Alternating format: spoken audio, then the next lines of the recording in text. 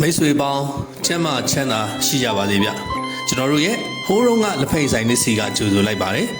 ဟိုးတုန်းကလက်ဖက်ဆိုင်ဆိုတဲ့အတိုင်းပဲအရင်တုန်းကလက်ဖက်ဆိုင်ထိုင်ရတယ်လို့မျိုးစိတ်ဝင်စားစရာအကြောင်းအရာရောက်တဲ့ရအကြောင်းအရာဘောင်းစုံကိုမျှဝေပေးသွားမယ်အစီအစဉ်ဖြစ်ပါတယ်ဗျဟုတ်ကဲ့ဒီနေ့မျှဝေမှာက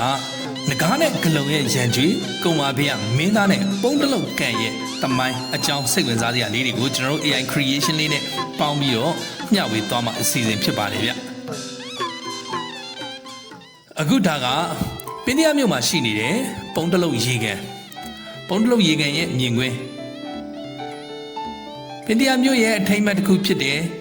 နောက်ခံတမိုင်းကြောင်းရှိတယ်စိတ်ဝင်စားစရာနေရာဖြစ်တယ်ဒါရောက်လေပတ်သူတွေစိတ်ဝင်စားလေပတ်လေးရှိတဲ့လေးလာလေးရှိတဲ့နေရာလေးလေးဖြစ်တယ်ဆိုတော့ကျွန်တော်တို့ကဒီပုံလောက်ကန်တဲ့ပတ်သက်လို့ကျွန်တော်တို့လေးလာထားမိတဲ့အကြောင်းအရာလေးတွေကို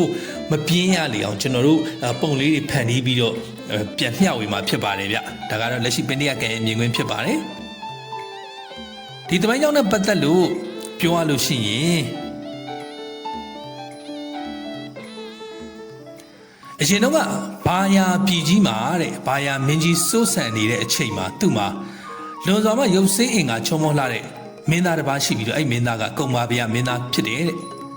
ကုံပါဗျာမင်းသားကမင်းသားတို့တက်အပ်တဲ့ဓာခုတ်လှန်ထိုး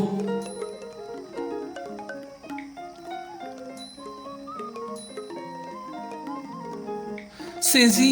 မြင်းစီအတက်တွေမှာသူကကျွမ်းကျင်တက်မြောက်တယ်လို့ဆိုရတယ်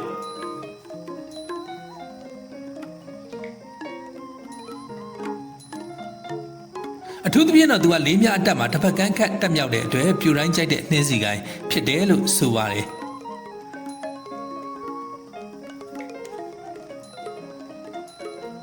အဲ့ဒါတော့ရွယ်ရောက်လာတဲ့အခါကျတော့ဖခင်ကအိမ်အောင်ပြုတ်ဖို့နားချပေပဲသူကစိတ်ဝင်စားခြင်းမရှိဘူးတဲ့ဒီလိုနဲ့နောက်ဆုံးသားတော်ဟာဖခင်ဖြစ်သူပြောလို့၃ချိန်မပြည့်ခင်မှာပဲတထုံပြည့်ရှင်မင်းကြီးရဲ့သမီးတော်ဖြစ်သူကိုတွားရောက်ကြည့်ရှုဖို့ဆိုပြီးတော့သူ့ရဲ့ဘာယာပြည်ကြီးကနေပြီးတော့ထွက်ခွာလာခဲ့ပါတယ်ဒီလိုနဲ့တထုံပြည့်ရှင်ထံအရောက်မှာမှုတော်ထမ်းဖို့တောင်းပန်ပြီးတော့တာဝန်ထမ်းဆောင်ခဲ့ပါတယ်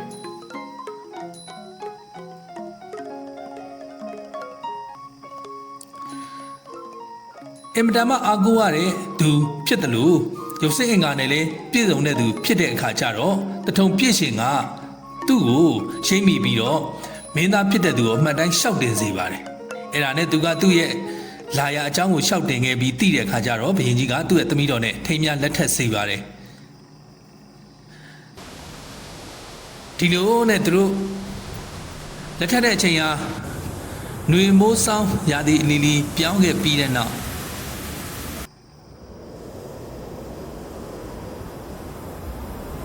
သားတော်တစ်ပါးရရှိလာခဲ့ပါတယ်အဲ့လိုသားတော်တစ်ပါးရရှိလာပြီးတဲ့နောက်မှာတော့ကုံပါဗျာမင်းသားကသူ့ရဲ့နေပြည်တော်ကိုပြန်လိုတဲ့အတွက်မင်းသမီးထံကိုခွင့်ပန်ခဲ့ပါတယ်ခွင့်ပန်တော့မင်းသမီးကလည်းခွင့်ပြုတော့သူကမင်းသမီးခန္ဓာကခွင့်ပြုချက်နဲ့အညီပြန်လာခဲ့ပါတယ်ပြန်လာခဲ့ပြီးတော့လမ်းလဲကြတော့သူကငကပတ်တောင်ပေါ်ရောက်တော့အဲ့ဒီတောင်ပေါ်မှာအချင်းသီလနဲ့ပြည့်စုံတဲ့ရဟန်းတစ်ပါးကသတင်းသုံးနေပြီးတော့အဲ့ဒီမှာငကားတစ်ကောင်လည်းရှိနေပါတယ်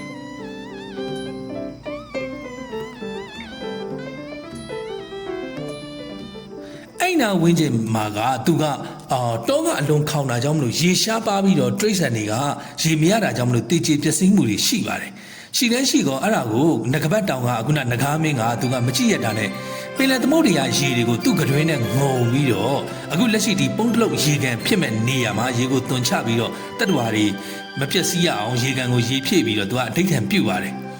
သူကဘယ်လိုပြုတ်လဲဆိုတော့ငါဒီပုံတလုတ်ကန်ကိုတတ္တဝါတွေချမ်းသာစွာနေထိုင်ရင်အလုံးဝေးကွာတဲ့အရက်ကနေပြီးတော့ပင်လယ်သမုဒ္ဒရာကရေကိုနှုတ်နဲ့တဲဆောင်ပြီးရေကန်ဖြစ်ဖန်ဆင်းပေးခဲ့တယ်ဒီမှန်တဲ့သစ္စာစကားကြောင့်အထီးကံမှာငါးဖန်တာလှီလော်တာဖောင်စီးတာတရားထိုးတာလုပ်ရင်ရေတွေခန်းချောက်ပါစေလို့ဒိဋ္ဌံပြုတ်ခဲ့တဲ့ကံဖြစ်တယ်လို့ဆိုပါတယ်ဒီကံနာမည်အပြည့်စုံကတော့နာဂဒိဋ္ဌံပုတ်တလုတ်ကံပါဒီလိုနဲ့အဲ့ဒီငကားကိုဂလုံကမြင်လဲမြင်ရောသူကဒီတုတ်ချီပြေးဖို့သူစူးစမ်းပါတယ်စူးစမ်းတဲ့အချိန်ကျတော့သူကဒီငကားကိုဂလုံကဘလို့မှတုတ်ချီလို့မရဘူးအဲ့ဒါနဲ့နောက်ဆုံးလိုက်ကြတော့သူကလူရောင်ဖန်ဆင်းပြီးတော့အဲ့မှာရှိတဲ့ရှင်ရတဲ့ထံကိုသွားပြီးတော့သူကမေးပါတယ်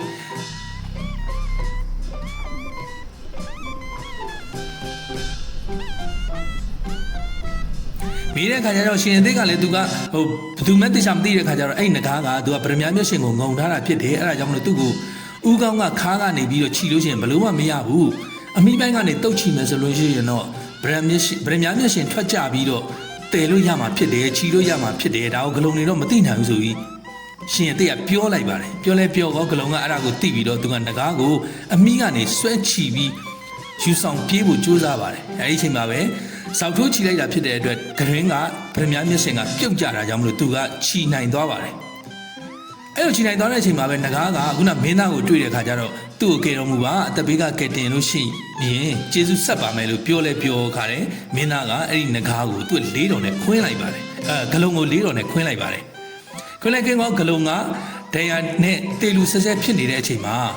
ငါနဂါးကိုစားကန်ဒီမှာမင်းလက်ချက်ကြောင့်တင်ရမှာဖြစ်တဲ့အတွက်နောင်ဘဝမှာကြီးစွာသောခန္ဓာကိုယ်နဲ့မင်းလန်းချောင်းကိုပိတ်ပြီးရမ်းမှုနှိုက်ပါစေလို့ချိန်ဆိုပြီးတည်သွားတယ်လို့ဆိုပါတယ်အဲ့ဒါနဲ့နဂါးကလည်းမင်းသားတဲ့ချင်းကပ်ပြီးတော့တင်မင်းသားလိုအပ်တဲ့ချိန်ကြလို့ရှိရင်မြေကြီးကို၃ချက်ပုတ်ပြီးကျွန်တော်ကိုခေါ်လိုက်ပါအမြန်ချက်ချင်းရောက်လာပြီးတော့ကျေးဇူးဆက်ပါမယ်ဆိုပြီးတော့နဂါးကသူ့နေရာကိုပြန်သွားပါတယ်ဟုတ်ကဲ့ဒီမှာကျွန်တော်တို့ပထမပိုင်းလေးကိုဒီနားမှာရပ်ပါမယ်ကျွန်တော်တို့နောက်ဒုတိယပိုင်းတတိယပိုင်းစသဖြင့်ဒီတမိုင်းကြောင်းနောက်ခံလေးကိုဒီပုံမြင်လေးနဲ့အတူပြီးဆုံးအောင်ဆက်လက်မျှဝေသွားမှာဖြစ်ပါတယ်။မြန်မာမျိုးကိုကြည့်ရှုပေးတဲ့အတွက်အားလုံးကိုကျေးဇူးတင်ပါတယ်ဗျ။